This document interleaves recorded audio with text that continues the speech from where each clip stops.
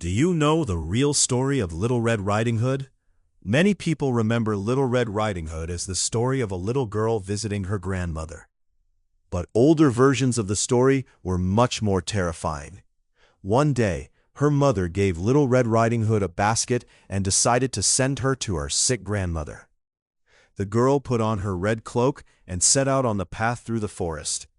On the way, she met a large wolf. The wolf seemed quite gentle. He asked where she was going. Little Red Riding Hood, suspecting nothing, said she was going to her grandmother's house. This was her biggest mistake. The wolf immediately found a shortcut through the forest and reached the grandmother's house before the girl. He knocked on the door. When the old woman opened the door, the wolf went inside. After a while, Little Red Riding Hood also arrived at the house. When she entered, she felt that something was strange. The room was silent. Her grandmother was lying in bed, but she looked very different than usual. The girl moved a little closer to the bed. "Grandma, why are your ears so big?" "To hear you better." "Grandma, why are your eyes so big?" "To see you better." "Closer." "Grandma, why are your teeth so big?" At that moment, the creature in the bed looked at her with a terrifying smile. "To eat you better." The wolf leaped out of the bed.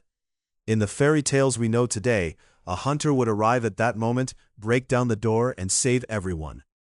But in some older versions of the story, there was no such rescue. There was no hero breaking down the door, nor anyone arriving at the last moment.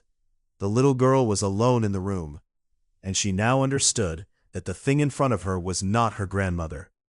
In some of the old versions, the story ended right here. Because this fairy tale was not actually told as a children's story with a happy ending. It was a cautionary tale. It told people, especially young people, that they shouldn't trust every seemingly friendly stranger.